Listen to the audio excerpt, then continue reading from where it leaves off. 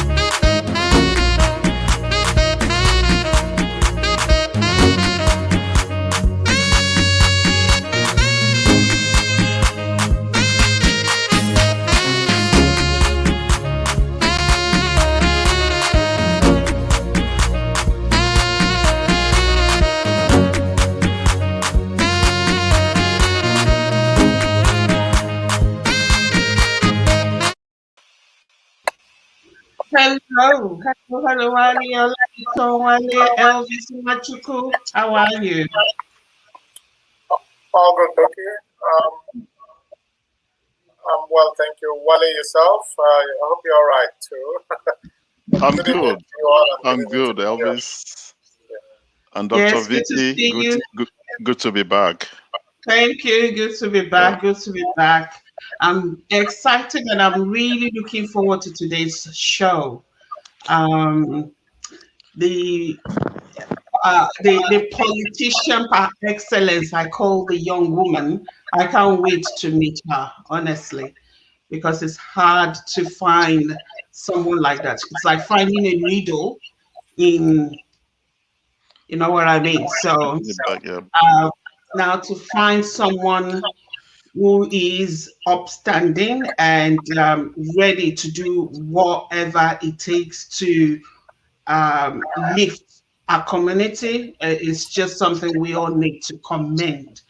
And I'm excited, waiting to meet her. And thank you so much, Wale, for facilitating our coming onto our show. No problems. I'm looking forward to it as well. Looking forward to at least meeting her live on the program. And how has the week been for both of you in the lockdown? Elvis. Well, we've been through this route before. If anything, it's it's nowhere compared to the sort of lockdown we had last year. Most part of last year, and I think the early part of this, we had any lockdowns this year, no, but most part of last year, and again, it's, this is a lockdown that we know we're going to hopefully get out of soon. The regional areas are already back on track. They're doing their stuff as normal. So, yeah, hopefully, I see a silver lining, and hopefully we'll get out of it soon, and our lives can return to the normal. When I say normal, the COVID normal, the new normal that we have. So 144 days last year, and we spent 4 months without lockdown. We thought things were coming back to being normal for us, and then a shocker. For me, it's been a little bit of not stressful, but kind of disappointing. And I'm doing everything I can not to get myself into where I was last year. So I make sure to get up every day and get myself ready as if I was going to work. Just getting into things, getting some work done, and just pushing. Because I have a few people that do call me to say, I really don't know what to do, kind of stressed, and worried, business people worried about what may happen to their businesses and stuff. So, Wale, how are you going on your end? Yeah, for me, I've been able to combine working from home and also going out to work. So I've been able to use that, I guess, just to maintain my sanity in a way. At least I can do, I would say 90% of what I do from home. But despite that, I still create opportunity to go to office and go to some of our project sites, just to get out of the house and to be able to still provide that one-on-one kind of mentoring and support, to my team. So overall, as I said last week, it's 4.0. So we've done it. We've done it Done three it times before. before now. Yeah. We've done it three Yeah. times before now. So Mm. it is what it is. We just hope that this time around is gonna be, short and brief, and Oh, yeah. we'll be back to normal very soon. Yeah. So that's all we can hope for.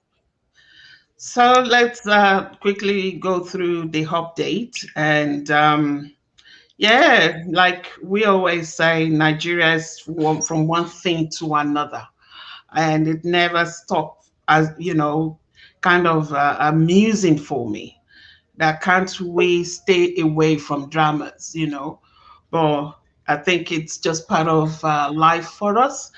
So yeah, we'll go around talking about the update. But the most funny one for me is the ban of our top leader by Twitter. I mean, I read that and I'm like, oh my goodness. And I can guess the next one is Facebook. It's going to happen. When? I don't know. But it's going to happen because Facebook decided to delete. And I'm kind of looking for the comment, which I can find now. He made a comment, he wrote a comment earlier this week. And he talked about, in his comment, he talked about kind of warning, strong warning to us wanting to separate from Nigeria, that remember what happened, during Biafra. So it can happen again. And Facebook decided to remove that comment after a couple of days. So I'm okay, yeah, I've got it here. I'm not sure. Was it him that actually put it there? I don't know. Let's assume. But many of those misbehaving, that was what he said. Many of those misbehaving today are too young to be aware of the destruction and loss of lives that occurred during the Nigerian civil war. Those of us in the field for 30 months who went through the war, we treat them in the language they understand. We'll treat them in the language they understand. Funny. This is funny because there was a response to his Twitter. I think this was on Twitter, right? The Twitter, and a guy called Bob Daddy. I really don't know him, but he looks familiar. I think he's an actor, Nigerian actor. He commented on that post that, what is this? Have you treated Boko Haram with the language, in quotes, with the language they understand? What about the kidnappers and bandits? Today, you go London. Tomorrow, na Paris. You are now coming here to tweet rubbish. That was the response from Bob Daddy. Yeah, we can look at all this and laugh or smile or whatever, but only God knows what is brewing. So that's my own update, Sha. I'll leave it at that. Wale, you're next. Look, I think that has been in the news, in Nigeria now for about 3 to 4 days. It's the biggest news in the country. The tweets that you just read, and obviously the response that followed. So I could agree that it's just quite unfortunate that the president used that kind of language. in response to what's going on in southeastern part of Nigeria. But we've waited for 6 years to hear that kind of very strong language from the same president in tackling Boko Haram. You know, if he had used that kind of language against Boko Haram since he came to power, I would think probably they will have really taken him more seriously in the last 6 years. But it's just disappointing that it's just misplaced rhetoric, you know, unfortunately. And as you said, many people have come to a conclusion that Garba Shehu, the presidential spokesperson, has taken over the government, you know, in terms of some of his. Honestly, I don't think Buhari is reading any of these or is in any shape or form trying to, you know, even have a look at some of these press releases and social media, tweets. You know, I think it's just unfortunately Garba Shehu, you know, doing his job, you know, as like Elvis alluded to last week, that, you know, he who paid the piper dictate the tune. So in this case, probably it's not even Buhari dictated the tune now. Maybe it's just Garba just doing whatever he likes. Anyway, so that's my update as well. I think is the most important thing in the news. Thank you, Wale. Thank you. Elvis, you're next. Yeah, Wale, Vicky, you both took the words right out of my mouth. That's the update I actually wanted to share. But I'll just add a few other perspectives to what's been stated already. So in other response you read on the Twitter, on the tweets, is actually epic for me. Like, you know, it begs the question whether the president is having selective amnesia. We've had Boko Haram, Fulani headsmen terrorizing the country for God knows how long now, and there has never been such a strongly worded tweet to put things in perspective. You now wonder why the president has spoken so strongly when he obviously thinks people from other parts of the country are in quote fomenting trouble. In any case, I think it's an unfair way to go. Such hard language you would expect to hear during the military era. And I think somebody should remind the president that this is no longer the military era now. This is a democracy, and nothing, as I've always stated here, surpasses the conversation. But another funny part to the whole scenario is the fact that I just read this evening that Twitter has also been banned in Nigeria. To add to all that, that's in response to the president's tweets being deleted. I also understand that the president's wife has also deleted Twitter. She's left Twitter. In the same vein as well, I watched a video of the governor of Imo State, my state governor, also admonishing traditional leaders to give up their sons who he thinks are fomenting trouble, and in fact threatening to. And I understand he said some people have made comments about making Imo State ungovernable. Look, which is not a good comment, but he has also promised to make them ungovernable first of all before they can make Imo State ungovernable. So these guys should just wake up and smell the coffee. The people are truly agitated. People are not happy all over the country. If anything, they should be having a conversation and looking for ways to fix these problems rather than these threats here and there. That's it for me. Thank you, Elvis. Thank you for that update. I read it somewhere that people in Kwara State, they went to their emir's place, house. What do you call where they live? I don't know anymore. Palace.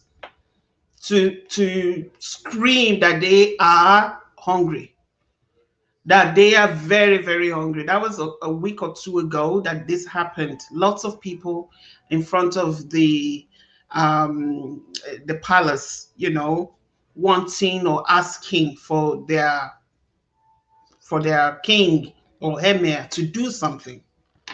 So yeah, and it's all over the place in Nigeria. So let's welcome Egbon Yemi to the fold. Thank you for joining us, Egbon Yemi. You are welcome. I can see that you are ready to go to do your tummy. The president of Faji community. I The actually president for Nigeria, whereas Elvis is the president of the Faji group for Australia. So welcome to. I didn't know I've added another feather to my cap. Of course. I have to step out of my reception to quickly do this. I'm sorry.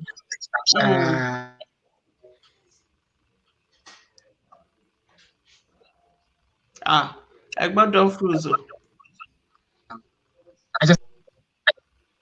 Can you still hear me? Yeah, we can hear you now.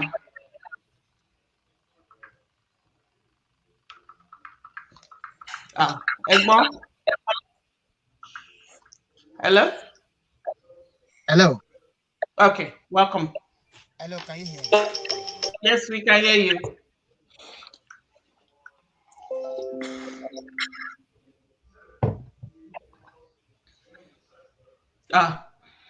Hello, can you pick me now? Yes, we can hear you now.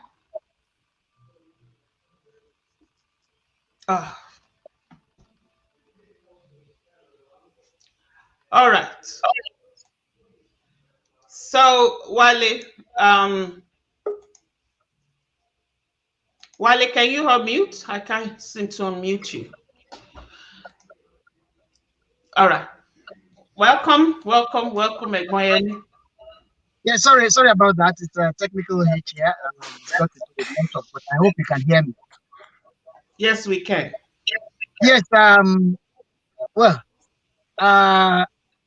probably one should quickly do this before the Nigeria we want is banned. Because right now when you sneeze it can be banned. When you cough it can be banned, and you are told that when you have views they need to unmute you before you say stuff. What is in the air right now is the Twitter issue, which really could have been better handled. But obviously, there's an official statement now. We were hoping and praying that somebody will wake up from his slumber and do the right thing. Okay. But obviously,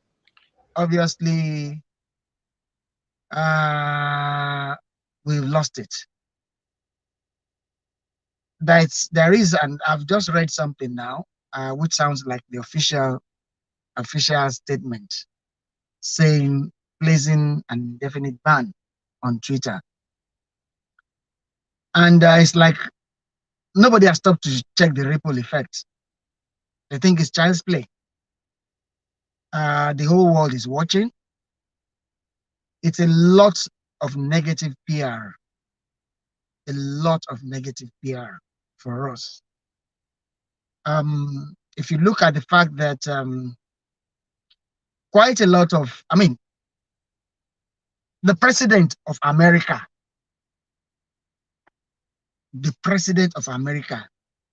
his tweet was removed. The man himself was even whatever was even pulled down, and the world did not fall. American did not for once consider this kind of move. But I used to think we are in the third world, but it sounds like we are really in the fifth or the sixth world. We have not considered the fact that a lot of our young ones actually depend on this for their livelihood. A lot of them, if not in millions of them, depend on it for their livelihood. Certainly, I know that one of the biggest income earners in this country, which is Nollywood, is it depends on Twitter, and there will be a ripple effect on that. Now, the world that we are trying, the image that we are trying to manage on the face of the world will get more bashing. Will get more bashing. Twitter, whether we like it or not, acted within the limits of its user agreement. It is in black and white.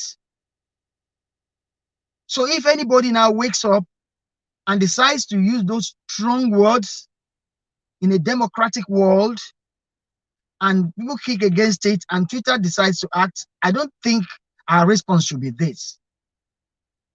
I don't think our response should be this. But that is what we have decided to do.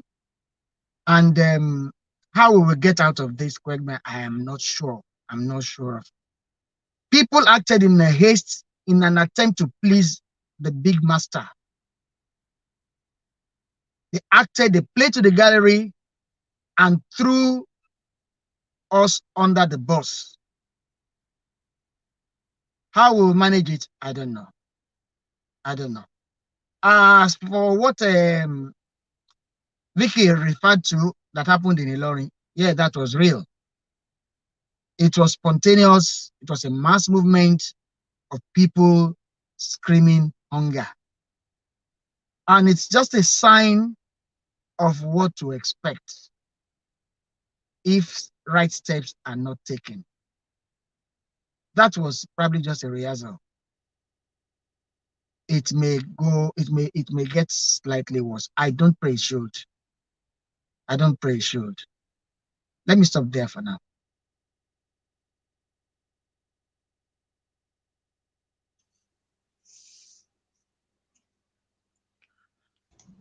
Thank you so much, Egboyemi, for your update.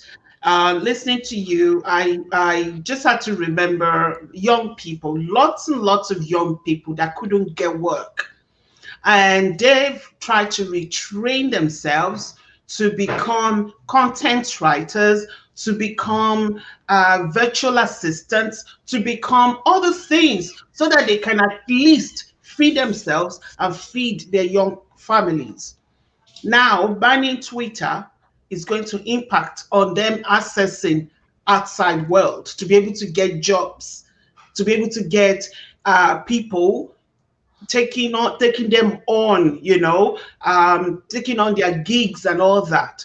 How about those people that sells clothes? They don't have shops. They only sell to people on Twitter. Right. They sell shoes, they sell bags, they sell just to be able to make some money. They sell to people outside. I've ordered clothes, I've ordered shoes from people that sells them in Nigeria to be able to support them. And we have so many like that. This is their only way of being able to live and actually live. Now, without thinking, they are banning this. And it's not going to stop at Twitter. I can guarantee you, this is just the beginning. They are going to, because they actually, don't let us go there. We have a guest. Sorry, Vicky. Just before you introduce the guest, if you don't mind, please. Yes. I also just read that Facebook has followed suit.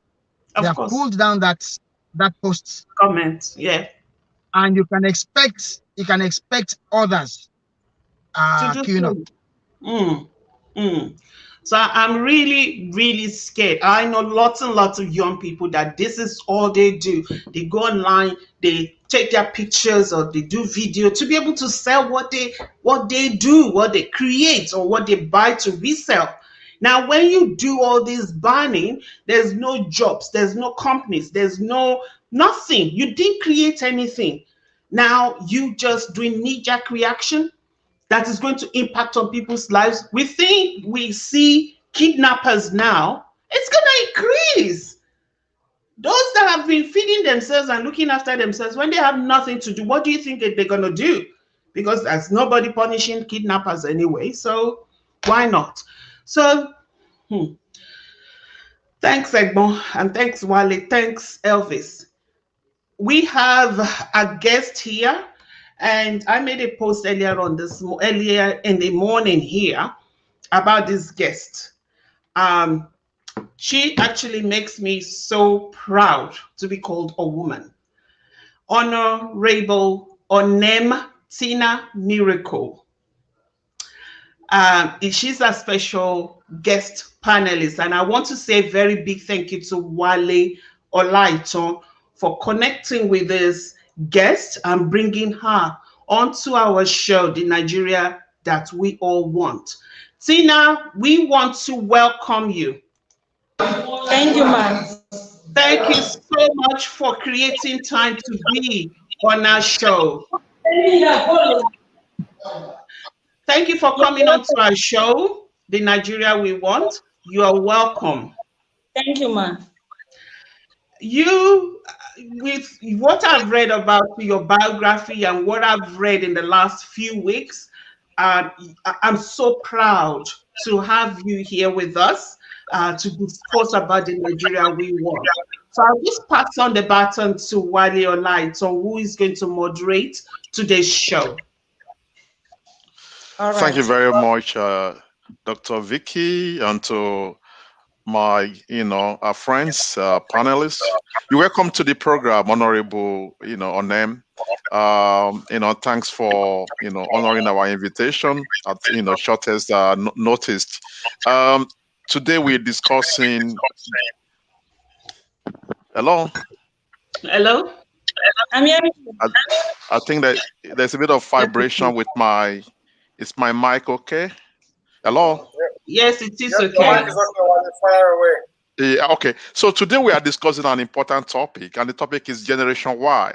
Gen Y on a rescue mission, and millennials, the last hope to save Nigeria's democracy. Generally speaking, Generation Y or millennials are generally defined as people born between 1981 and 1996. They are confident, they are tolerant, they are technologically savvy, and they have this sense of changing the world in whatever they do. And obviously, in October last year, we had a big, protest in Nigeria, the End SARS protest. From the information I gathered, majority of the people that organized those protests and also people that attended the protests were people in that category, Generation Y. And we just on this show, we want Nigeria to change. We want things to move forward. And I know, Honourable Tyna Miracle Onem, you belong to that, group. You want to change Nigeria, and to change Nigeria, you started from your own local, environment. I became aware of you when I saw the news online, maybe a few months ago, about the project you did connecting two bridges.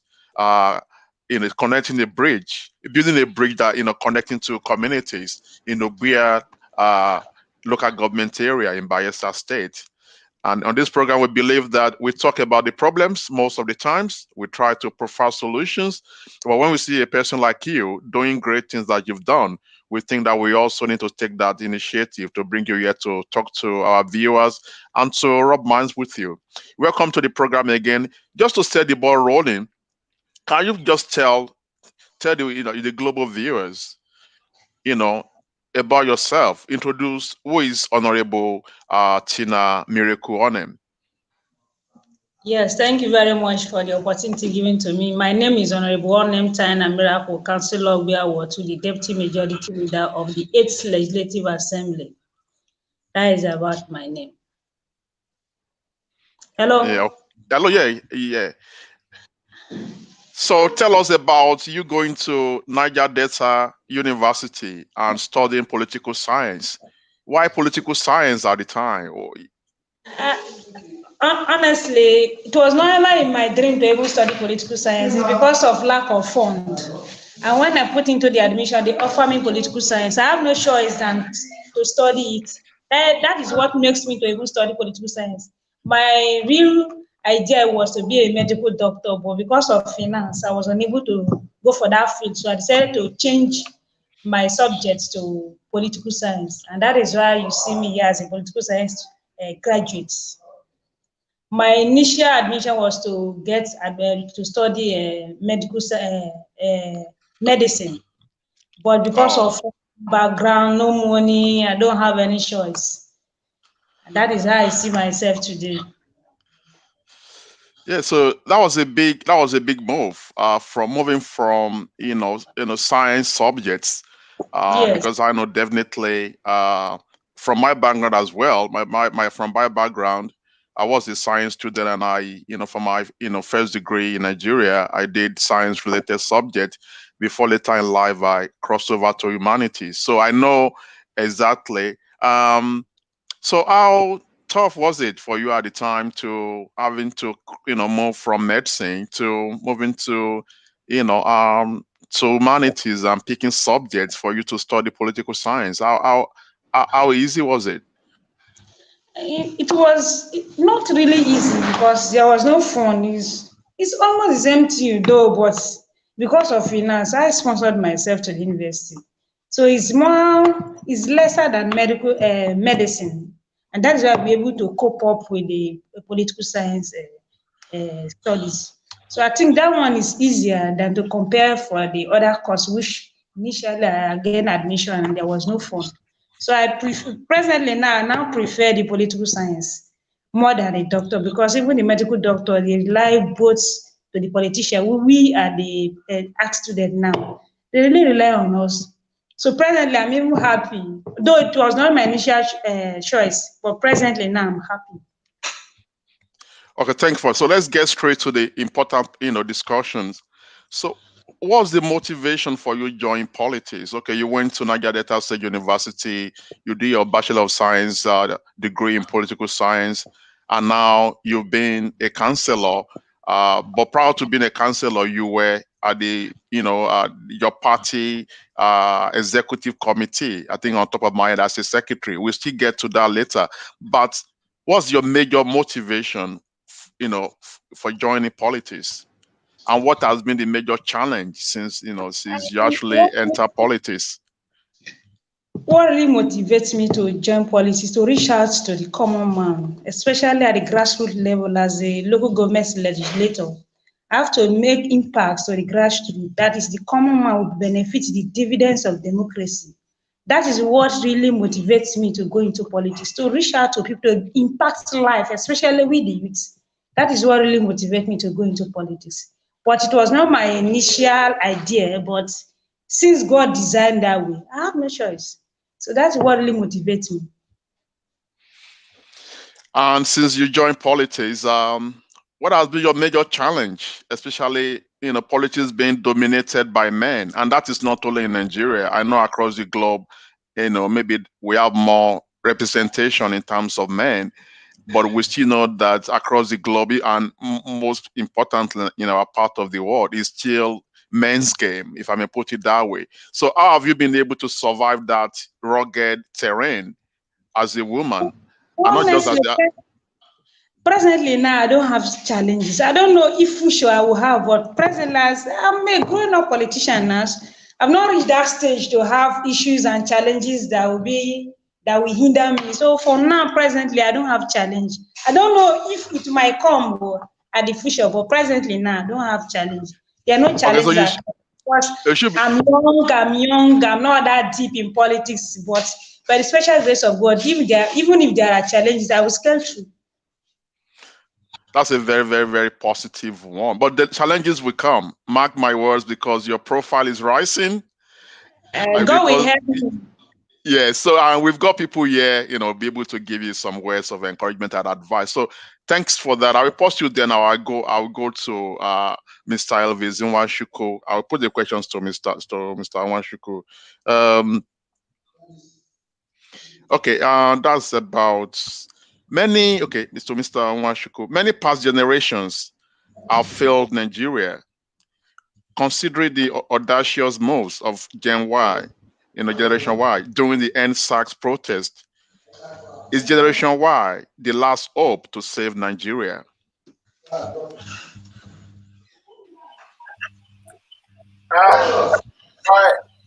It appears so by the looks of it, Wale. Yeah. The old brigade have actually failed us, failed the country, and it's about time for the young ones to rise up to the occasion and wrestle power from our old politicians who have been recycled, God knows, how many times without making any positive impact. After becoming debates of the victims of APC bait and switch politics, it is time for a paradigm shift in the Nigerian political space. Honestly, all politicians have failed.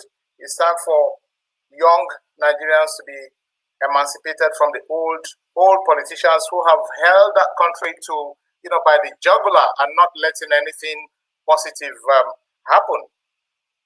So the old politicians obviously need to be replaced by these young ones we refer to as Generation Y, and hopefully, like Honourable Miracle mentioned here, people can begin to see positively the dividends of the democracy. We've had it play out in France.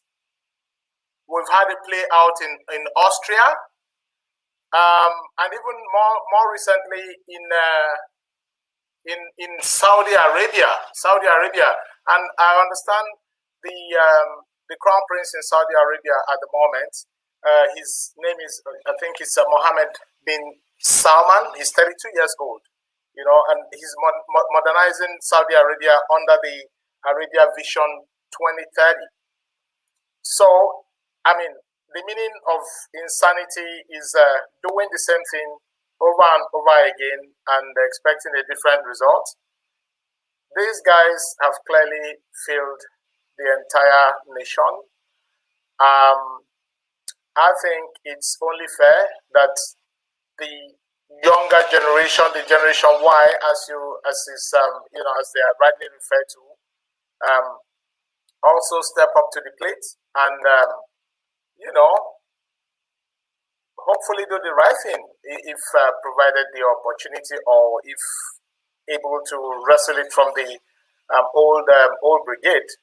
It's not going to be an easy task, but I have great confidence, and I have the belief that if we do get there, positive things can start happening. As you can see, the young lady who is with us here tonight, I also read your profile.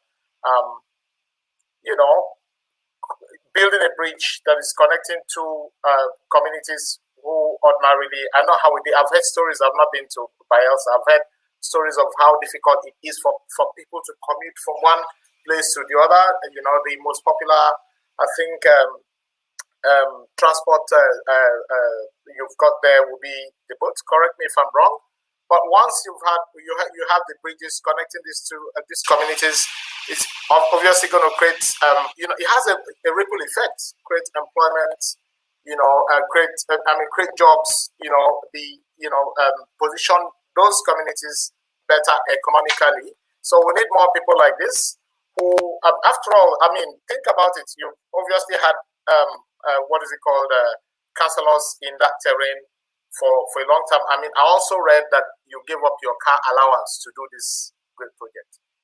So for the other guys, it's all about personal aggrandizement, what goes into their bank account. So we need more people like you. We need more people like this young one here to change the political space in Nigeria and to make things begin to happen positively. That's all I can say for now. Thank you very much. Hello. Oh yes, Wale, you are welcome. Thank you. So thank you. So I'll go to a more Yemi During the week, there was this joke about Nigerian changing his name to United African Republic (UAR). And considering everything happening in Nigeria now, all the issues, all the politics, what is your take? Do you really think that the magic, that we actually need to turn things around in Nigeria, and the most important thing for our legislators is to consider changing from Nigeria to UAE? I understand the argument about Lord Lugard and Ms. Lugard's, role in coinage of that name Nigeria. I understand all that, but do you really think that UAR is the way to go, and UAR, we provide all these, we turn things around miraculously for Nigeria? What's your take, Egbon? If you permit me, I'll just quickly say this. I will answer your question, but this is going to the honorable guest here. Honorable Miracle, it is a miracle that you do not have challenges. Probably when I finish, you will be able to tell us, and frankly too, if you needed, or if you had godfathers or a godfather or godfathers to cross the hurdle in terms of winning your election. Don't answer now. Just think about it. We'll come back to it. But let me go straight to Wale's question. You know what it is when you concentrate your effort in curing one when your problem is leprosy. That is, we are experts in coining distractions. We are experts in manufacturing what will take us off, or take the populace off main issues. You're changing the name. You change someone's name. You're not changing the character. You're not changing the attitude to life. You're not retraining.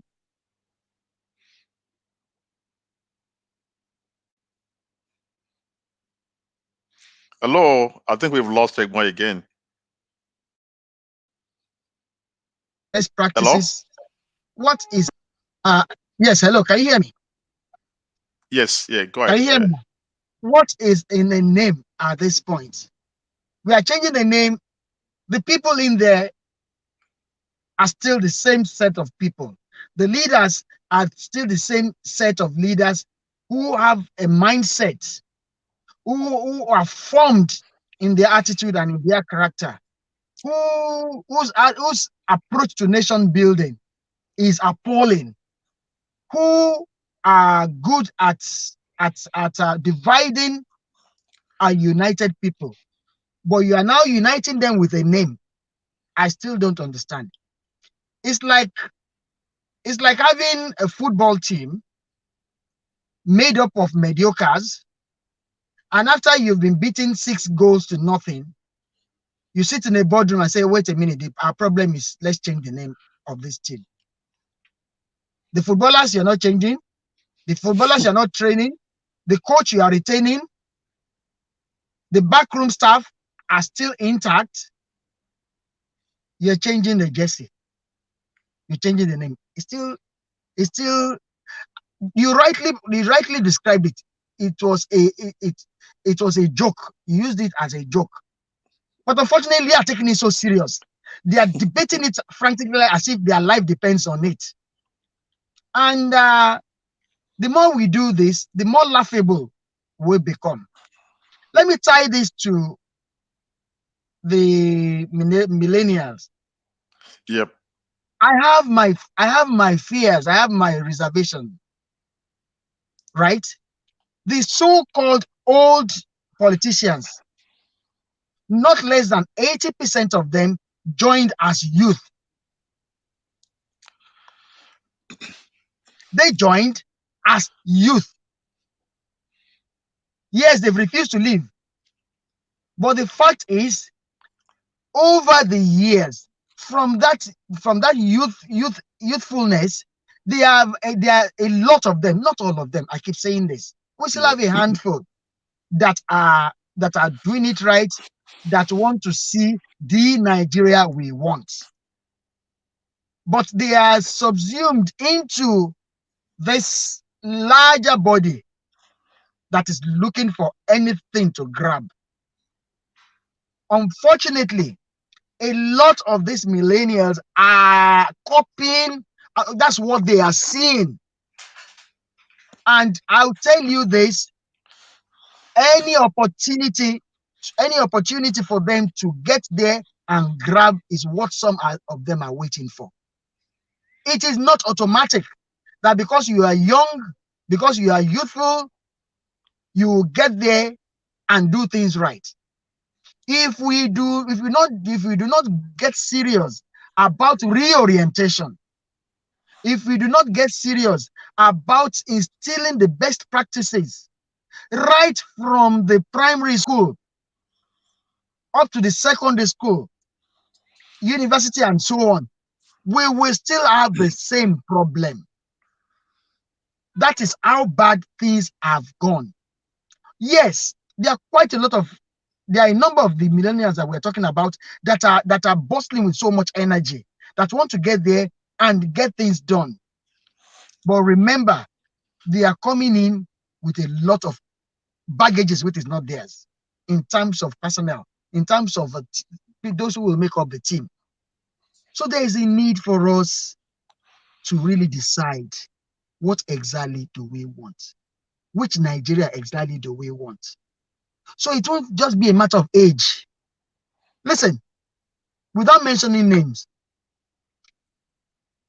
one can point to one or two governors, for instance, that are youthful, that you cannot be proud that these are leaders. Through their pronouncements, through what they do in their office, through their interactions, through their reactions, most times knee-jerk to situations. And they are young. And they are even aspiring to get to higher offices. There's an alarm ringing in my head that we need to be careful. So it's not just going to be a free-for-all thing. Once you are young, you get there, you're going to perform miracle. Apologies to the Honourable. Yeah, I will get Honourable. I can tell you that for every one of Honourable miracle, for every one of her, there are, let me be very modest. Maybe within even our setting, there are some 30, 50 that are just waiting to grab. There are maybe some other 20 that apart from giving up their car allowance for such a great project, they are looking for other allowances to grab they are not entitled to. We are happy that we have at least one that we are showcasing. I hope others will learn. Thank you. Thank you very much, Egbon. Honourable Miracle, I will give you just a couple of minutes to quickly respond to Egbon. Egbon raised, fundamental points. One, he spoke about the need, as he just said, that many are actually hanging on there with the hope of waiting for their own turn, and all they want to do is to grab. Gen Ys and millennials. He also spoke about the need for best practices and orientation about values, about new values and everything. So how will you respond to that? How will you respond to the fact that you are doing what you're doing? That's why you're on this show, because of your exemplary leadership. How will you react to the fact that, as Egbon said, that many in that your group or in that generation, if given the opportunity, will do worse than the people we are complaining about today? How will you respond to that? I don't think they will do worse, because we, the younger ones now, we know what we are passing through. As youth, we know what the older politicians are doing, which is not right, and we have to come and correct them. So I don't think most of the users, especially the Gen Y, will really act the way the old ones did. So I'm not in support of that. I believe we are here to change the narrative. So I don't think most of them will be ready to grab only. No, me, that is an example too now. I'm one of the Gen Y. So I think we are here to give positive impact to the society at large. So I don't think it will be possible for all the younger generation to imitate what the older ones are doing. No, no. I'm not in support of that. I know we are here to change the narrative. That is why you are seeing what I'm doing. In fact, it was not easy with me because people too, we are mocking me, laughing at me that I will not be able to finish it. But with God, all things are possible. I believe we are here to change the narrative.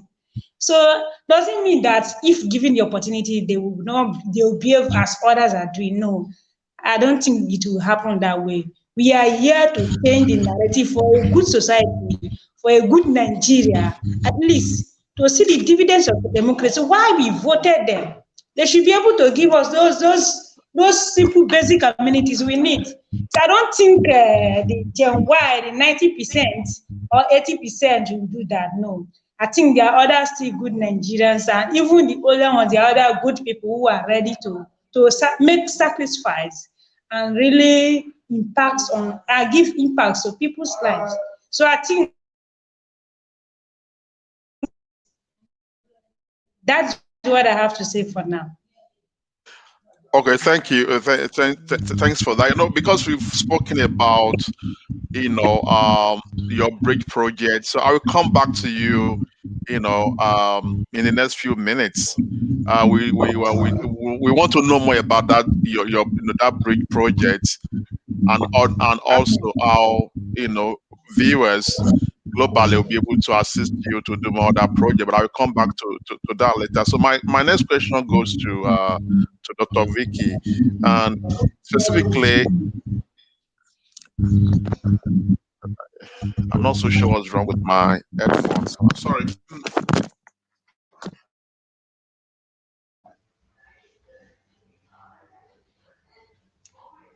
We can't hear you now. Wale, we can't hear you. Wale, we could hear you with the headpiece. Can you put it on back? We could hear you clearly with the headpiece. Just plug it properly.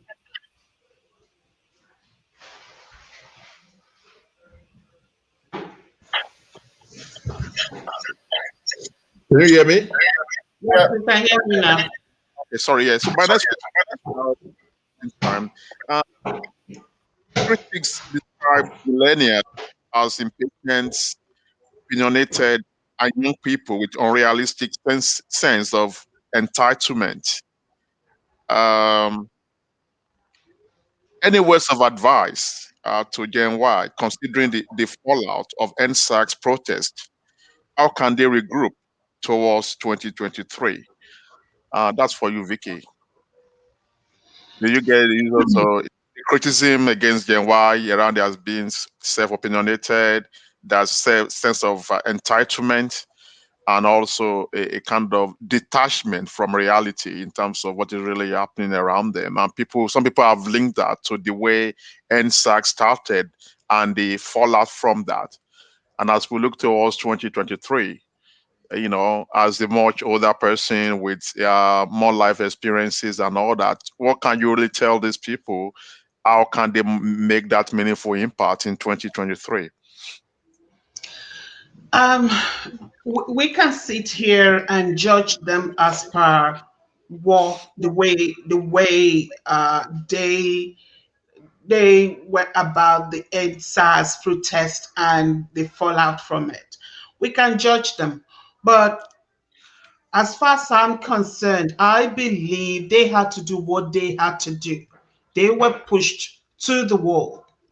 And I can feel it that was just the beginning. When you keep pushing someone, 10 years, 10 years, I've been graduated for over 10 years, still can't find a job. So many of them like that. And they just kept pushing and kept trying to make something out of their lives, and they were getting harassed.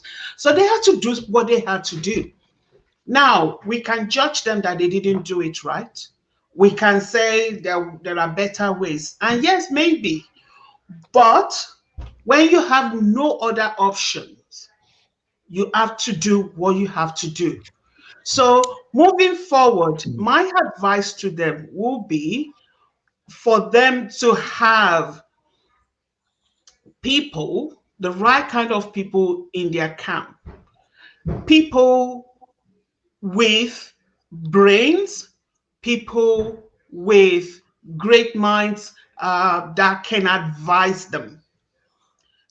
You know, they call them. They said this about them. They had this sense of entitlement.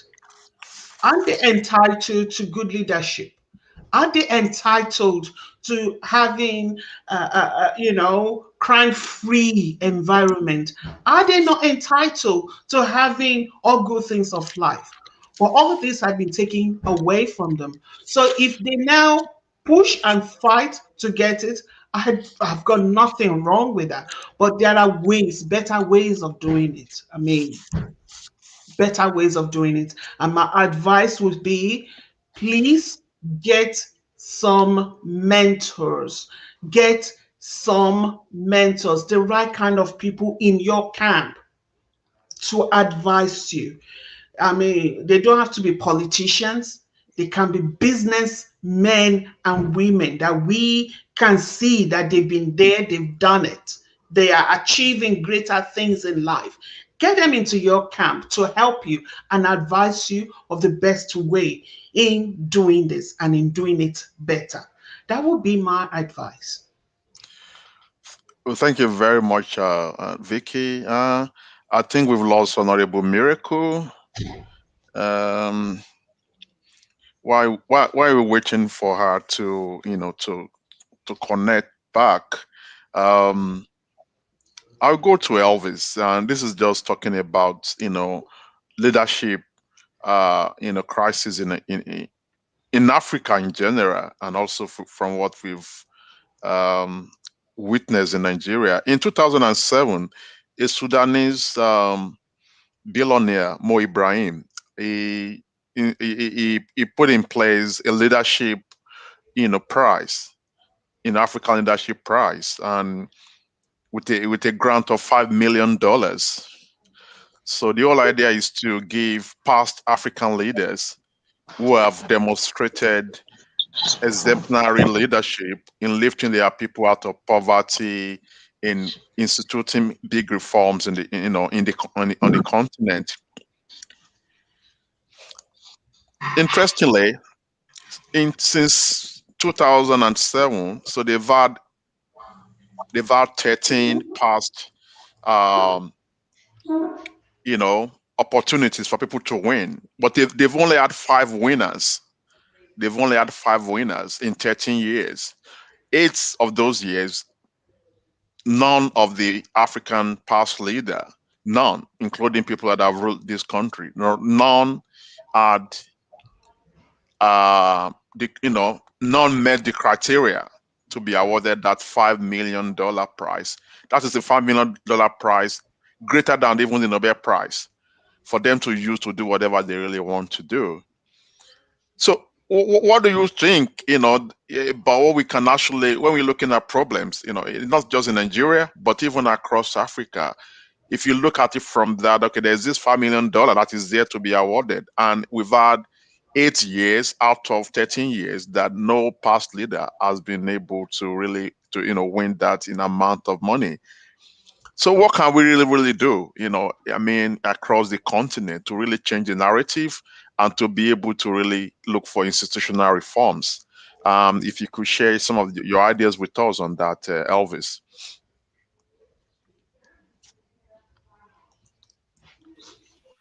Yeah, it just speaks to the quality of leadership we have, not only in Nigeria but across board, across the continent of Africa. I mean, it's shocking if in 8 years no leader qualifies to be entitled to or to win that that prize. $5 million is not $5 million naira. You know, it's a lot of money. It honestly just speaks to the quality of leadership we have in Africa. It's not just you and I saying it here. If such a foundation is set up and such large reward is at stake, and nobody in 8 years qualifies to win such a huge prize. Honestly, it just tells you, we're in trouble. We're in trouble. I was watching this, who was it? I can't remember this African. I'm not sure whether he's a social critic. I think he's a social critic, and one or two of us, or every one of us here, may have come across it as well. And this guy was on about the sort of leadership we have in Nigeria. He mentioned names of all the old people who are in leadership positions in Africa. I think the last one he mentioned was Mugabe, and then he asked a rhetorical question: where are they actually leading you to? Someone who is 80, 90 years leading you. Where are they leading you to? Are they leading you to your graves? And, it's funny, but it just speaks to the sort of leadership we have. We actually need a reorientation, as everyone mentioned earlier. But I always will refer to the cause and effect scenario. And I'll relate this back to above comments prior. I understand when you say, look, these young ones will also end up like the old ones. Now, it all depends on how they come about. If you have a young one who has been sponsored by the old brigade, or one of the old brigades, of course, that's what we expect, because, the godfather, so to say, is expecting returns. And when this young person goes there, they're going in there with a mindset to loot. First of all, to make returns to their godfather, and then secondly, to compensate themselves for being in that position. Now we actually need a total overhaul of the political space, not only in Nigeria but the Africa at large. If you look at the Austrian chancellor who wrestled power, he became the chair of the Austrian National Party since 2017. And what that party did was that their party has only been around for 30 years, and they defeated parties that have been around since the Second World War. So a lot depends on where these young ones are coming from.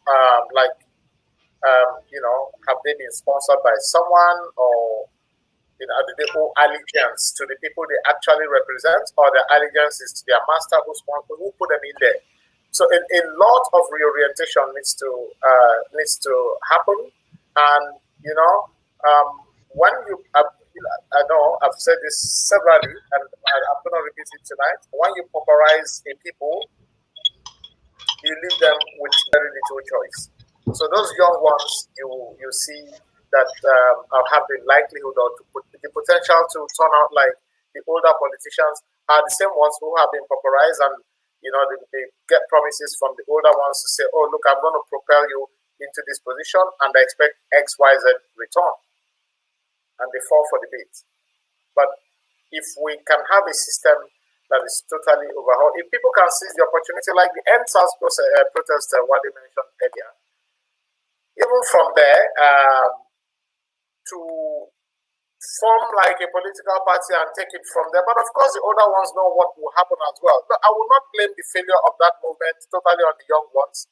I understand. I learned that even the politicians sponsored, criminals or touts to go and disrupt what they were doing and project them as though they are doing something wrong. I do know for certain these guys, I read that they actually meant well and needed to have this protest go by the books, not to destroy. They were sharing foods.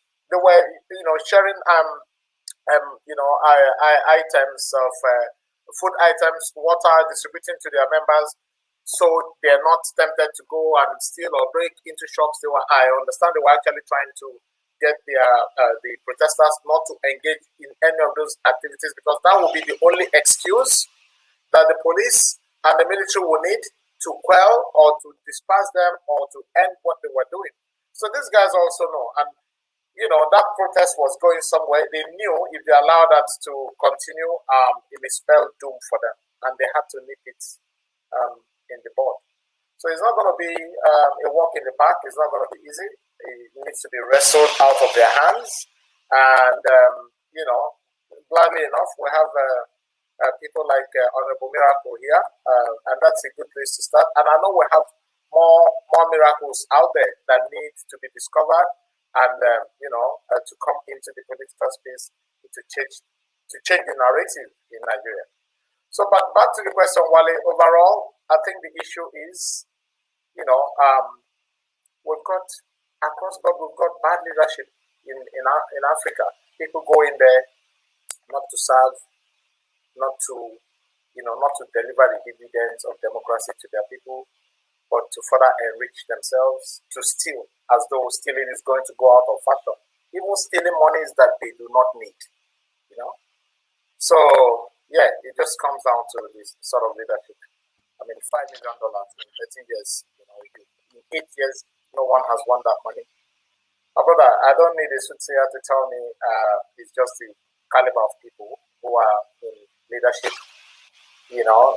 that makes it not to happen. I believe the man who set up that fund does it objectively, and they have criteria. Yep. I mean, it's a big why. Nobody is meeting that criteria in 8 years. I'll leave it there for now, as everyone will say. Thanks, Elvis, and thanks for clarifying on that. So I'll move next. I'll move to Honourable Miracle, and my specific question is around that bridge projects. You use your car grant and money for what projects to build a motorable bridge linking to communities in Ogbia local government. Can you talk us through the thought process that led you to this action? So what was really actually going on in your head at the time that you made that decision that, I'm going to use this car grant, to do this, bridge project, considering the suffering of your people, for as many, years before you came up with that idea. And in terms of cost, I've read a lot, but if it's possible, can you share with us how much actually, that bridge, the cost of that project with us? And how can people support you? How can many Nigerians at home, in diaspora, and wherever Nigerians are, how can they really support you for you to be able to do more of such projects in your community? This is, a program with global viewers. I don't know who is, watching, where they're watching from, but if you want to promote the Nigeria we want, and if you want people to identify with good people like you, then we can sit here from morning till night and talk whatever I want to talk. But if you don't have the means to execute some of those projects, and knowing that probably the money won't come from the government, then you got to look for other areas of being able to do your small projects. So over to you. Why did you decide that you want to do that? And how can people support you with your future projects? Yes, thank you very much for that question. Before I started that project, the governor of Bayelsa State, Senator Doyediri, gave out fund for what project for all the 105 wards in Bayelsa State. It's different in each local government. Where local government, they gave us 2 million naira for the ward project. So I now go back to the village and went for consultations and look for what will really benefit my people at the local level. So there were many suggestions that I should go and renovate police station or do pipe-borne water. But with my statistics, I go around in my community and my ward, especially my village, you have about 16 pipe-borne water that are not functional. They are not working at all. Even as I speak with you, they are not working, but we have about 15. None of them is working. Then if I look at the police station, it's better off than, let me say, though it's not functional, but people are still there. Then I wanted to go for solar light, but the capacity and the large scale of the community, what really wish for me to go for the solar light project is also involve money and enough money. So I must say, since I was born, since the creation of my village, which is Otokoti, that place has been there for decades. And there are no good ideas on to know if people are really want to construct that bridge. So when I reach the place, I go for my statistics with an engineer and do market survey. And I said, if really I can be able to embark on this, then I should be able to have enough money. Though during that time they gave us car fund with the what project. The what project was about 2 million, and they now give us a car fund too. So by my statistics, I say, even if I start, probably God will intervene. But I know within me that the money given to me was not enough. So I went for market survey and I bought some rod, 16 mm rod, 18 mm rod. For the first set, what I bought is about 1.8 million. I say, wow, how can I be able to execute this project? Then I have to give up. Some people have said I should stop. The money is too small. I say, but I'm seeing people suffering, old women falling around that area, even children, they can't cross that place. It was Monkey Bridge by then. So I said, if I will do any project, that will be the project I will do. At that project, at least with that project, at least the common man benefit, because the community that is close to my village, before I arrest any corporate or criminal, you must pass through that bridge. And it's not motorable, it's Monkey Bridge. Even the health center, you pass through that. Without that bridge, you can't go to the health center too.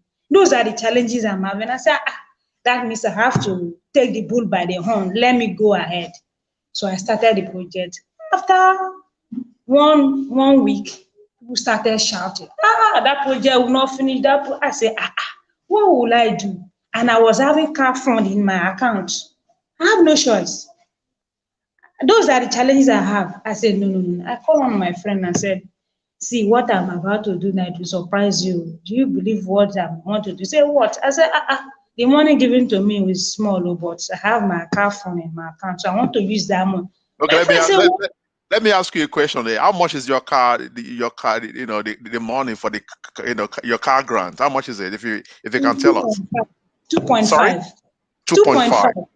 Yes. Oh, okay, so they gave you 2 million for the community award project and 2.5 for your car project. Okay. Yes. Okay, go ahead. 2.4 million. So I now told my friend said, why in Amassoma Mumurish? My friend said, I said, no. I said, if something is wrong with you, I said, don't worry, I will. Even my followers, my boys, they were angry. Even some of the stakeholders in the community called me. I said, how will you go to that extent? In fact, even that money, you won't be able to finish it. I said, God will intervene. So after 1 week, 2 weeks, I now finished the work, the first phase. So I got a call from the governor. And I saw it on social media, on Facebook. He now dragged my attention and called me. I said, hello, is that councillor Ogbia? I said, come, I want to see you. The following day, now called me for custody visit. So when I reached there, now asked me, how did I really go about that project? So I now explained. He said, you mean use your account photo? I said, yes, sir. I said, even if you want me to show you my account, I will show you. He said, that is amazing. Then, are you through with the project? I said, yes, it's 99%. He said, go and expand it again. He now gave me some fund that I should go and expand it. So if you look at the picture, you see where I do expansion for the bridge. So I now went back for expansion. That is how the Miracle Bridge, since my name is Miracle, the governor is Miracle Governor. I decided to name the bridge to Miracle Bridge. That is how that bridge just came on board. Honestly, it was not an easy task. In fact, I was fed up, and by the special grace of God, I overcome it.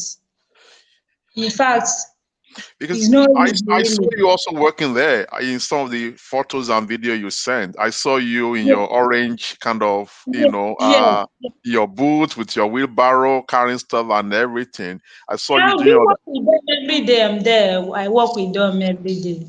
Was that enough to get some other members of the community that are unable to contribute financially, at least to contribute their, their hours, their men hours or women hours into that project? What you did, you raised your money, forfeited your car allowance, and still went there to work as a laborer.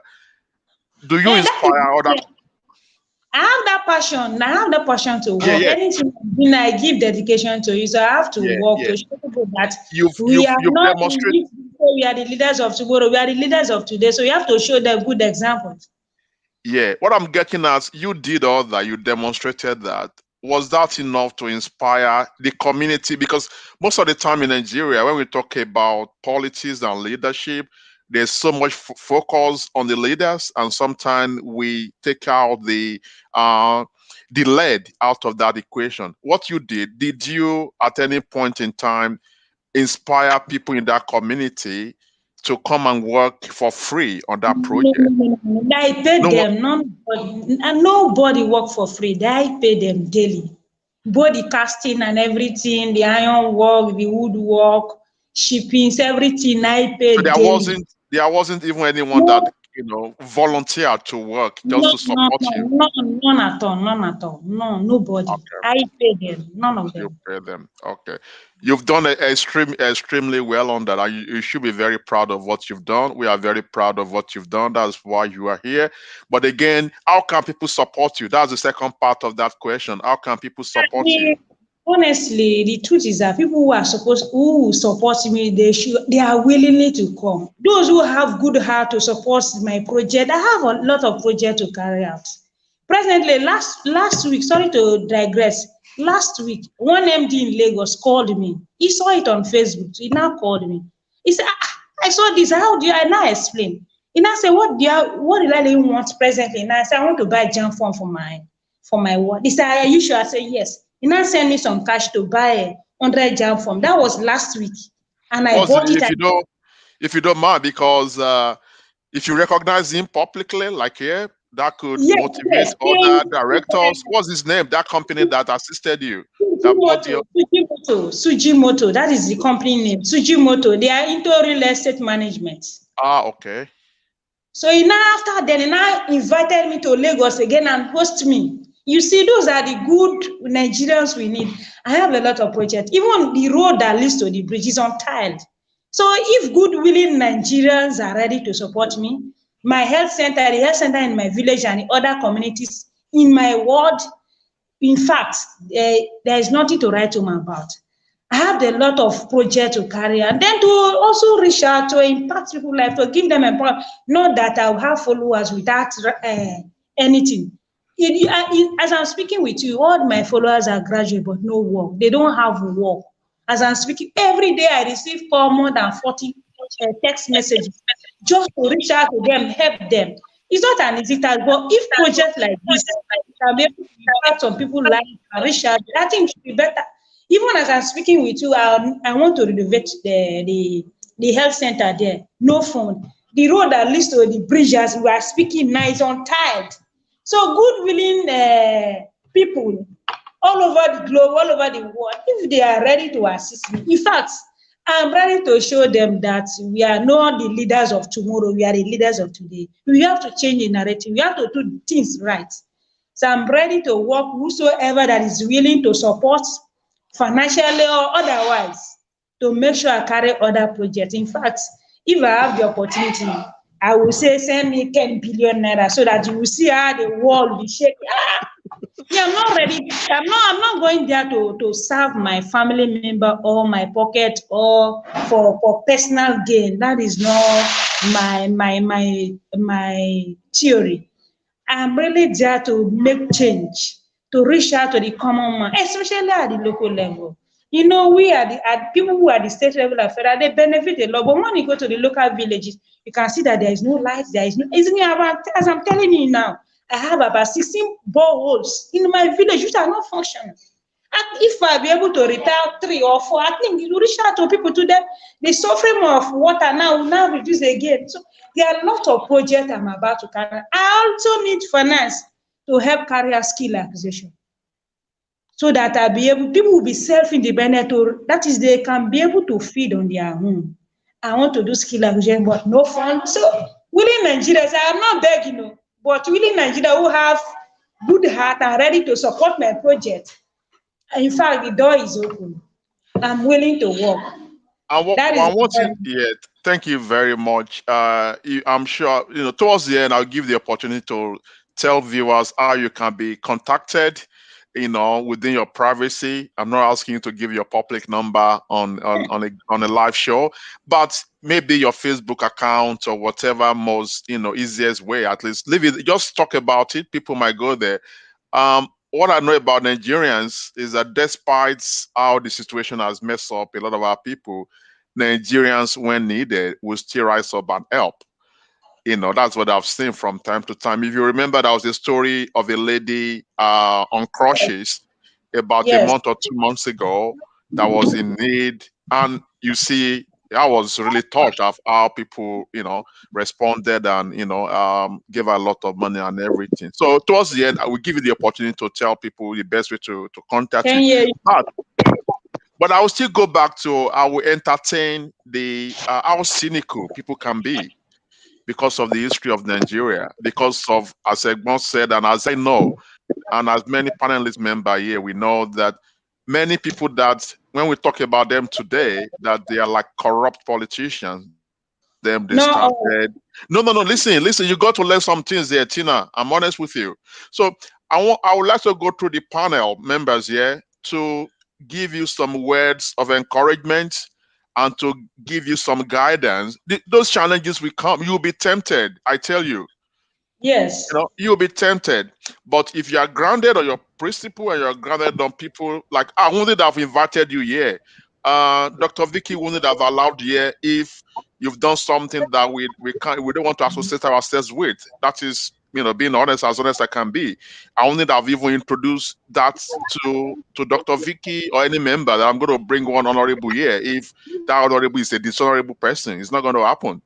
But we're doing this because of who you are. But we know that system has a way of corrupting people, no matter how good intention you are. So I'll go through the panel now. Time is fast spent to just give you brotherly, fatherly advice on how we want you to do well. I'll start with Egbon. Oh, Egbon, go. Okay, Egbon. Okay, I will go to Dr. Vicky then. All right. I have a question for you, Honourable Miracle. Can you hear me? Hello, Honourable Miracle? Yes. All right. I have a question for you to start with. I can hear you. All right. So my question to you is, do you have a mentor, somebody who you go to, who advises you? I'm not talking about your mom and dad. I'm not talking about your uncle, but someone that you look up to, someone who maybe has been in politics and has done well, or someone who has been so honest with high integrity that you go to from time to time for advice and support. That's the question. Do you have someone like that? Honestly, I don't have, because I was only privileged to be a councillor. I was working at the party secretariat, PDP Bayelsa, and they saw my services there. So the office as a whole now saw me and said, if this girl can work like this, that means if we keep her somewhere, she can also perform there, she should go for council. I was not having money, and I didn't come from a rich family. I was poor. I don't even know anything about politics then. I was just an administrative secretary there. So because of my services, they decided to pick me to contest for the post of this office I'm holding today. So presently, to be candid, I don't have any person I run to. I just believe that that is my nature of person. God just designed me that way. I don't even have who to run to, except now that the governor called me. I believe the governor is my godfather. But to tell you the candid truth, I don't have any person I run to for support as a mentor or a godfather. I don't have. I don't have. My godfather, number one, is God. And that is, I just believe that that is my nature of person. I like to do the right thing at the right time. That is me. But I know with time, Godfatherism also take play. But for presently now, I don't even have godfather. My godfather is God. Then probably after then, probably I can reach out to. I know politicians in here in Bayelsa said a lot of them, but I don't have who to really say this. It is very important for your success. Yes. You have God, I have God, but God has given other people who had come ahead of us. They've been there, they've done that, they've showed us that it is possible, But for you to be able to maintain and keep doing what you are doing and keep, highlighting that some politicians do have integrity, you need to have someone to give you that advice from time to time. You have a kind heart, you are a strong woman, but there are times you get to a place that you feel so broken without having someone in your camp, not corrupt ones, not horrible human beings. I'm talking about those who have the fear of God, who have high sense of regard for the people that they are leading, who have high integrity. You need to prayerfully seek God's face on that, because God will not come from heaven to come and advise you. It won't come down from heaven to come and direct to do this, do this. It will use somebody. So you need that kind of person on your side. When you feel deflated, that's the kind of person that you call, I'm really tired, I'm really exhausted. What do you think I should do? One word here, 2 words there will make a lot of difference. You need a mentor. So I will advise that's something you need to quickly get as quickly as possible. The number 2 advice to you is be mindful of those people that you surround yourself with. You are a strong woman. You have a good heart. Those people around you, they can make you and they can break you. That is why you need to be very careful. Who are those people that you surround yourself with? Those people in your inner circle,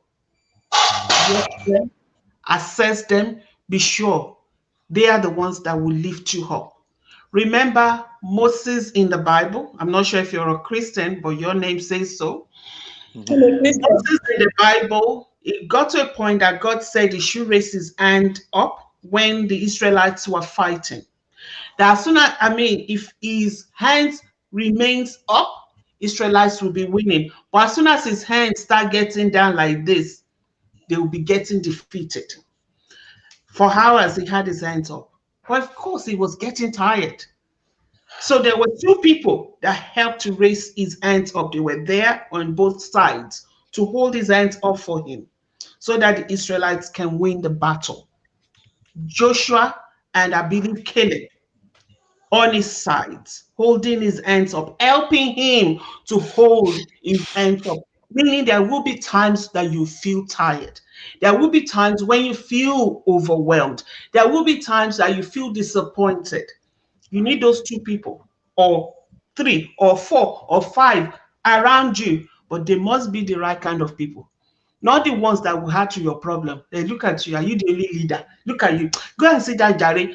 Instead of them helping you and supporting you, they will be bringing you down. So those are my two advices. So let's hear from the others. Thank you, ma'am. Over to you, Elvis. And before I go to Elvis, Dr. Vicky, she's runs a lot of empowerment programs, globally, empowering people, building people's capacity, So if I were you, I would talk to her after this program. Maybe you can get your first international mentor and then take it off from there.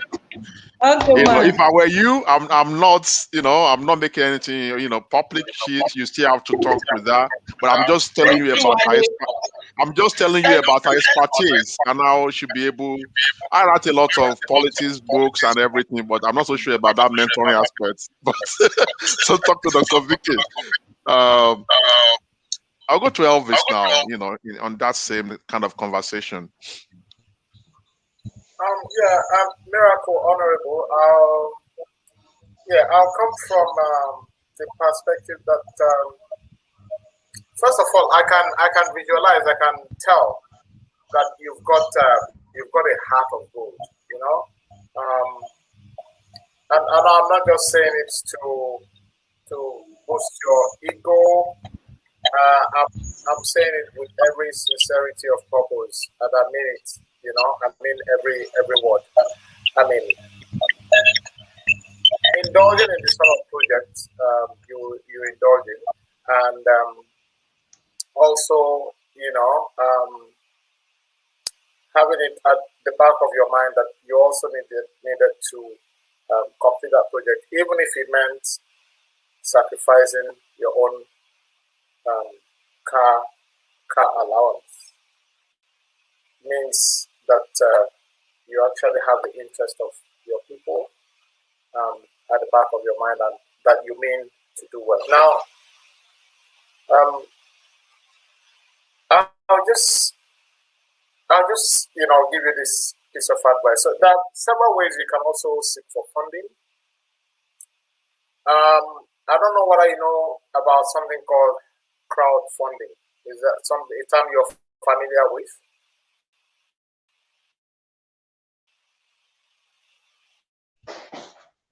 Can't hear you. Can't hear you. About crowdfunding. Can't hear you. Oh, okay. All right. Maybe after the program we can text you that information. Okay. Those are avenues as well you can explore. Like you've got good projects, and you can actually prove that you intend to do good for and by your people, and you also have a project that speaks volumes, one that you've delivered already. That crowdfunding is something you can explore. Even the GoFundMe is one that you can also explore to attract international funding to the project you need to do, or to alleviating poverty within your ward. That's the way you can reach out to the people that you represent. And I believe these sources that I've mentioned here could be a good tool to help you attract some funding to further deliver the projects that you have in your head, or you're thinking in your heart you want to deliver to your people. So that's probably a good one to explore. And that way you'll be amazed, you'll be shocked. What could happen in that space. We don't take it for granted. I've seen people raise a lot of money through these sources for genuine projects that they want to undertake, even for their own personal individual projects. They get support. So that's one you need to look at. That's something you need to research into. If you need to ask any questions, through Wale, you can reach us, and we can provide you that information on how you can access attempt to get more funding to deliver more projects within your community, because you've got you have the intention to do good, as I said, for your people, and you should be encouraged to do so. And that's what the world wants to see. They don't want to see someone who's going to take that money. Sometimes people want to assist, but they also are thinking, oh, where's that fund going to go anyway? Are you sure she's going to deliver that project? But you have done it once. You have proof already that, yes, you've delivered, and you continue to do so if supported. So we're happy to share that information with you. Feel free to ask Wale or myself through Wale or Dr. Vicky, and we can talk you through how to go about it. Okay, thank you very much, Elvis. For that. I also support the idea of crowdfunding or GoFundMe, because you'll be able to make a lot of money through that, and you've got the precedent, which is that you've done it already, and what you've done presently is a predictor of what you can do in the future. So my advice we center around there's this. I believe in ideological. Hello, can you hear me? Yes, sir. So I believe in ideological conviction. Whatever you do, like there's this saying that when I was in politics, way back in uni, I went through student unionism myself, and I remember this saying in my head is still like a compass in what I do. They say an activist without ideological conviction is nothing but a clown. So anything you do, you have to have that ideological conviction, and it still drives me into tomorrow. Whatever I do, I'm convinced it's the right thing. Many people might not think it's the right thing, but so in as much as I'm convinced it's the right thing, I'm going to follow it through. And you will need that in this thing, in what you do, because as I said, you'll be tested. You'll be tested in a lot of ways. Yeah. But if you believe in that, whatever like in America, you are a Democrat. They have their solid values and principle of what make them Democrats. Republicans, they are Republicans. They have their core values or what make them Republicans. You don't see them jumping from Democratic Party today and turning to a Republican tomorrow. They have that. Where we live here in Australia, we have people that are core liberals. Come rain, come shine, they are liberals. We have people that are, they're in Labour Party and they stand by it. So you will need that. We don't have that where, in Nigeria, there's a lot of flip-flopping around. You need to define that. And I'm not saying defining that with the political parties, but defining that in what makes you a person, what drives you, that passion, divine it along those lines so that things will not become, because sometimes things can become easily blurry. But if you have those set rules and standards, it won't be blurry. You can know. There's conversation before even people start with me. I know the answer. I may be very polite and listen to you, but in the first 30 seconds of that conversation, I already have the answer in my head because I know that I'm not going there. It's a no-go area. I can know the answer straight away. You will need that. And obviously with every other thing, from, Dr. Vicky, from my good friend Elvis, I'm sure, you're on the right track. So that would be that for me. You've got, my details after the show. If you're happy to connect individually with Dr. Vicky and, Elvis, with their permission, I can give them their numbers, and you can, have that connection with them. So time is fast spent. What we normally do now, we're trying to really round up. I'm not so sure if you want to respond to what you said in terms of the advice. I did it unsolicited. You didn't ask for advice, but we thought we should give a bit of advice. So I'll give you a couple of minutes to respond to that, and then I will go back to Elvis. As we normally do here, we do what we call the final words. So Elvis will do the final words, and I'll add over the baton to Dr. Vicky to close the show. So quickly respond to what we've said, Honourable Miracle. Well, thank you for the opportunity given to me. Yes, I've heard all your advices and really appreciate. Thank you. God will also bless you in Jesus' name. Amen. Then, secondly, concerning the crowd funding and GoFundMe, yes, I know about the GoFundMe. I think last month on my Twitter, some individuals said I should do this GoFundMe. And I resist. Why did I say so? Because it's as if, as a politician, you want to beg for money, you want to solicit for support. One thing I think is that probably it will tarnish the image of the government here in Bayelsa State. Because we politicians, we misunderstood issues and perspectives that differ. So they will really misunderstand me and take it that probably I want to.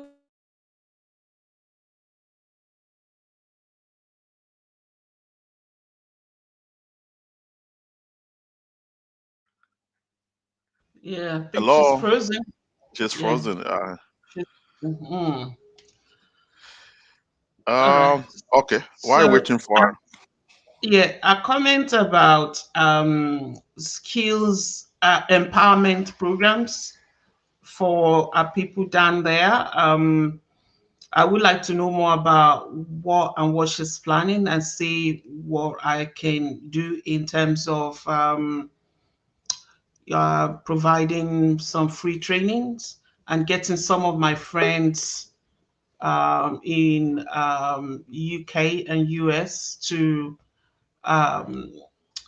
donate their time, you know. Hello, Honourable, Hello. welcome back. Yes, sorry for the interruption.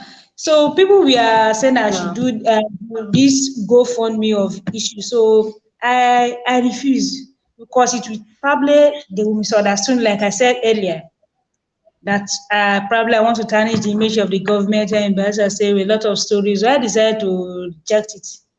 Not that I don't have projects. That is why I was saying willing Nigerians who have Windows mind probably to assist. I don't really know how we misunderstand it.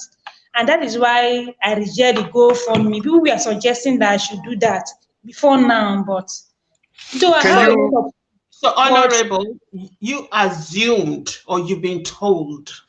yeah. Did you assume or were you told that it's going to tarnish their image? I was told, not assume. Okay. And that willing Nigerians can do it on their own willingly, like what the MD in Lagos did.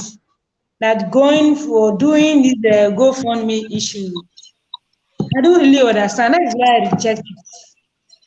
That's just the simple truth.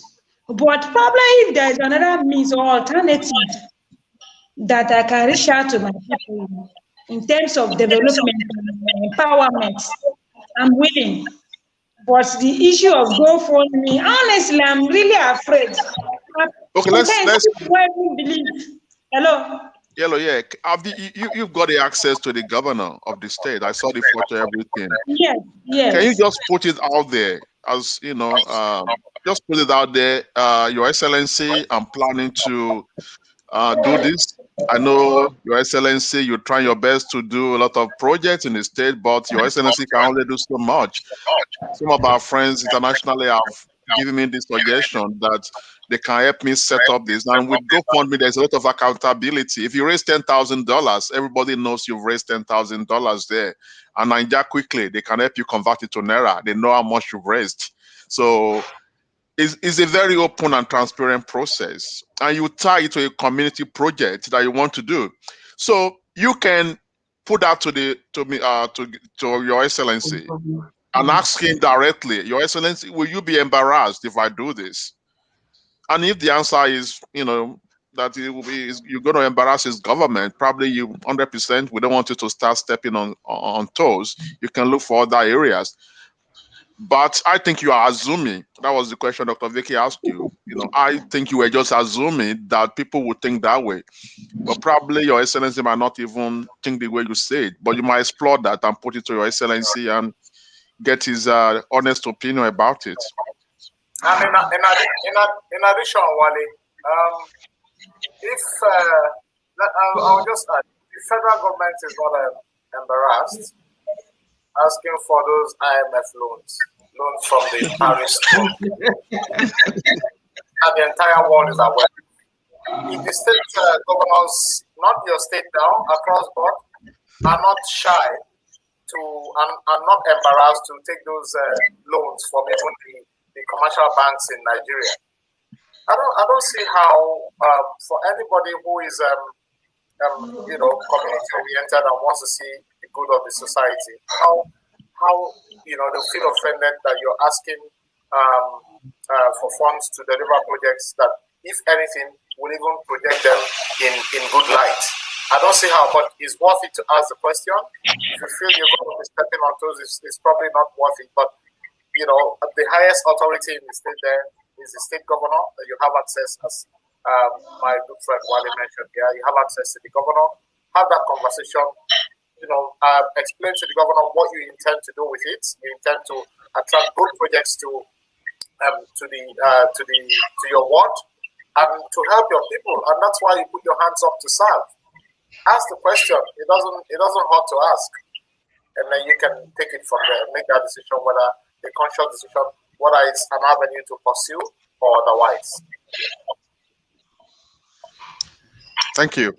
So time is fast spent, and Elvis, your final word, and then I'll hand over to Dr. Vicky to close the show for tonight. Thank you. All right. Look, my final words. I would say the failed political order needs to be replaced. They can't bring transformation by harnessing the spirit of enterprise that the youths have. The spirit of enterprise, like, has been displayed by Honourable Miracle here. But in saying that, we also need young people that are progressive. They are progressive minded and are nationalistic. I schooled in I attended a secondary school in Lagos called Commande Secondary School, and it was still a military school. So I schooled in an environment where you have people from different parts of Nigeria. You had the Thieves, you had people from Plateau, you had the Northerners, you had the Calabas, Igbos, Yorubas, Efik, everyone. And we grew up not knowing tribes, not knowing religion, not having the sort of division you have these days. Like, if you go on social media, someone makes a comment, you can, without if someone reads that comment, you without even looking at the name, you can guess, oh, this person is from this part of the country because of the way they've aligned themselves. So we're actually, where I'm going with this is, to move the country forward and for the youths to actually succeed, we need youths that are progressive and nationalistic, and not those who are tribalistic. They're only thinking about their tribes. They're only thinking about their religion. To get things moving, yes, the youths need to play a very vital role, but it needs to be youths that are progressive. So we encourage more youths out there to start thinking, like progressives, and think about the nation, the country, and how to move the country forward, and not just yourself, your tribe, or your religion. We need people in that space to move the country forward. So, yeah, those are my final words.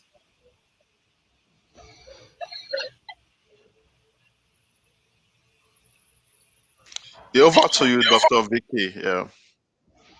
All right. I would like to say a very big thank you to all the panelists, and to our guest panelist today, Honourable Miracle, for coming on to our show.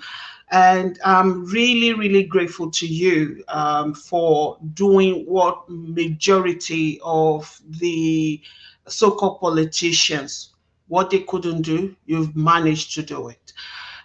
It's saying to me that it's possible. It's actually possible. It's something that we can do.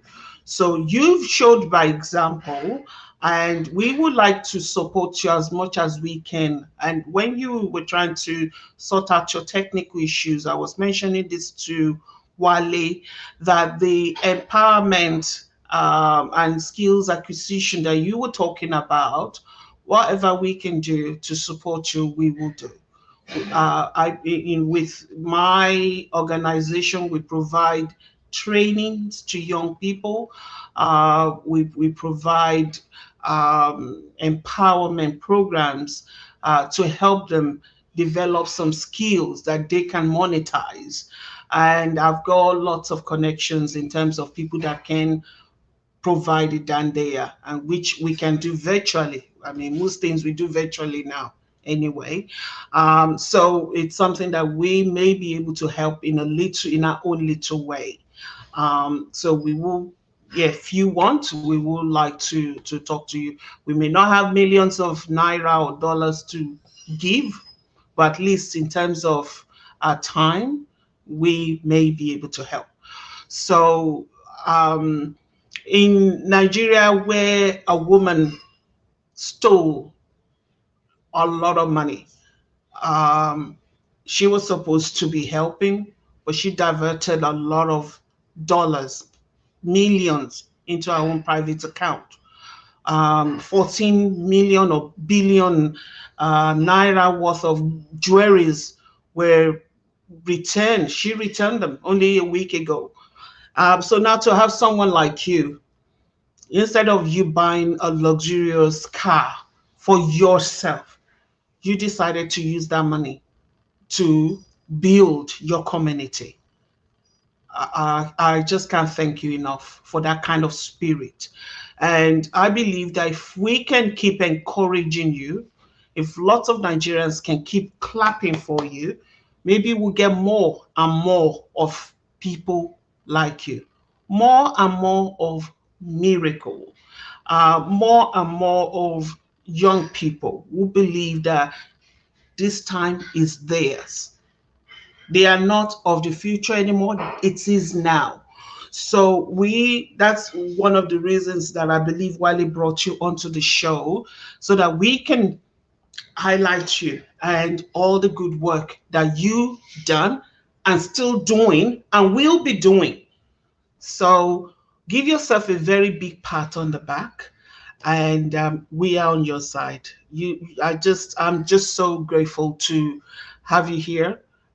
Speak to the panelists and to our viewers about the projects that you're doing. And hopefully somebody out there watching this right now, or maybe watching this later on, can say, connect me with that young lady. I would like to help. So thank you once again, Miracle. Thank you so much for joining the panelists of the Nigeria We Want. Hopefully we'll get you back after you complete another project. Thank you, Ma. So Wale and Elvis, thank you once again for coming on and making this show a great one. Let's do it better again next Saturday, same time. So until then, and to our viewers, thank you for joining us today. Hopefully we'll see you again next week. So goodbye, everyone. Goodbye. Bye, everyone. Bye. Thank you very much.